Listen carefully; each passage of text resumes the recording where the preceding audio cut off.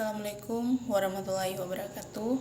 Perkenalkan, nama saya Gloria Del Pono dengan NIM 2023-10352.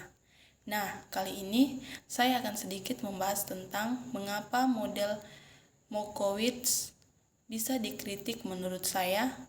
Model Markowitz yang merujuk pada teori Markov atau Markowitz model seringkali dikritik karena beberapa alasan utama. Yang pertama itu kesederhanaan teoristik. Model ini dianggap terlalu sederhana untuk menjelaskan fenomena yang kompleks dalam ekonomi dan masyarakat. Banyak kritikus berpendapatan bahwa realitas sosial dan ekonomi jauh lebih rumit daripada yang dapat dijelaskan oleh model ini. Yang kedua, asumsi yang tidak realistis. Model ini seringkali didasarkan pada asumsi-asumsi yang tidak realistis tentang perilaku individu dan pasar.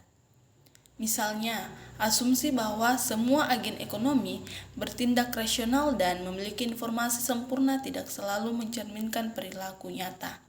Dan yang ketiga, kurangnya perhatian pada dinamika sosial.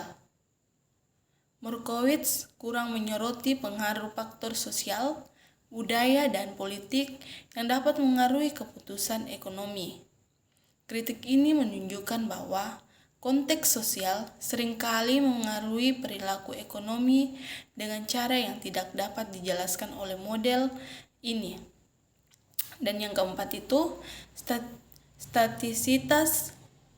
Model ini dianggap statis dan tidak mampu menangkap perubahan dinamis dan ekonomi. Dalam dunia nyata, kondisi ekonomi sering berubah dan memerlukan analisis yang lebih fleksibel dan adaptif. Dan yang kelima, ketidakmampuan.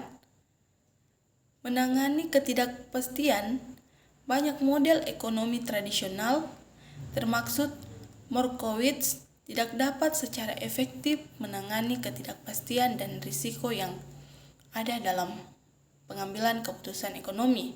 Dan yang terakhir atau yang keenam, kurangnya basis empiris.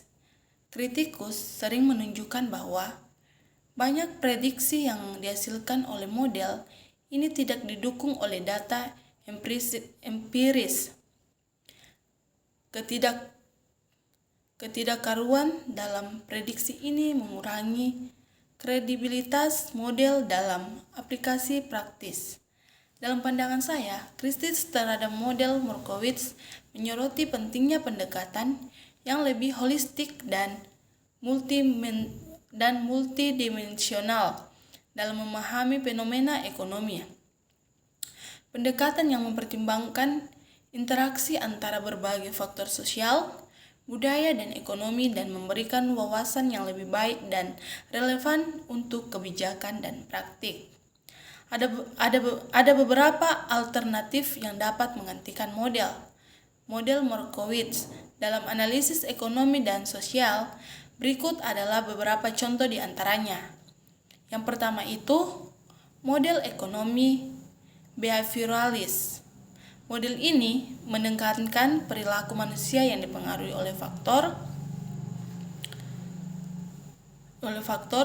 psikologis, emosional, dan sosial. Dalam pendekatan ini, para peneliti menggunakan eksperimen dan studi kasus untuk memahami bagaimana individu membuat keputusan.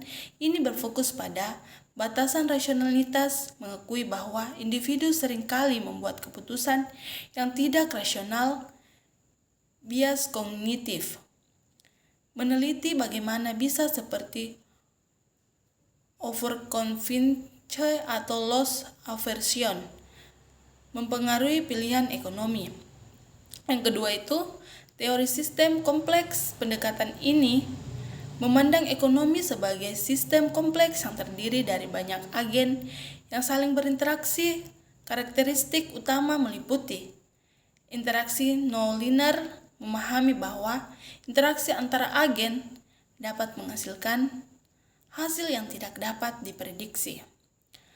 Adaptasi dan evolusi menekankan bagaimana agen dapat beradaptasi terhadap perubahan lingkungan ekonomi. Dan yang ketiga, teori jaringan sosial.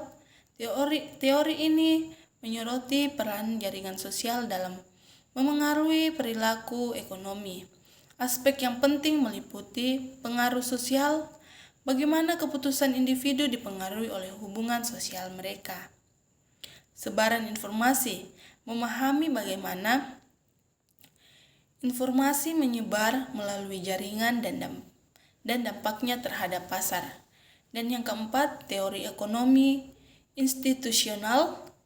Pendekatan ini menekankan peran lembaga atau institusi dalam membentuk perilaku ekonomi.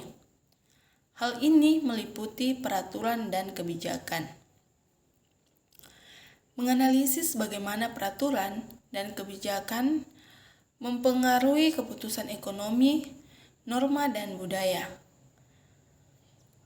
Memahami bagaimana nilai-nilai sosial dan budaya membentuk perilaku ekonomi. Dan yang kelima itu, modal ekonomi. Berkelanjutan modal ini fokus pada keseimbangan antara pertumbuhan ekonomi, keadilan sosial, dan keberlanjutan lingkungan. Aspek penting mencakup kepentingan jangka panjang mengedepankan keputusan yang mempertimbangkan dampak jangka panjang pada masyarakat dan lingkungan. Penggunaan sumber daya secara berkelanjutan, mendorong praktik yang mengurangi dampak negatif terhadap lingkungan. Ya, itulah pembahasan tadi. Saya akan memberikan kesimpulan.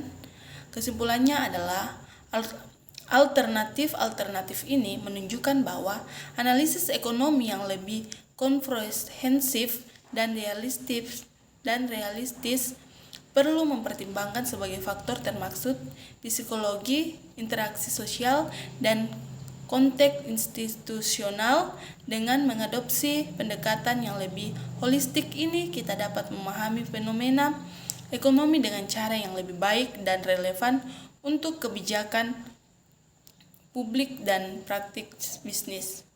Nah, itulah yang dapat saya sampaikan di video kali ini. Saya ucapkan dengan terima kasih.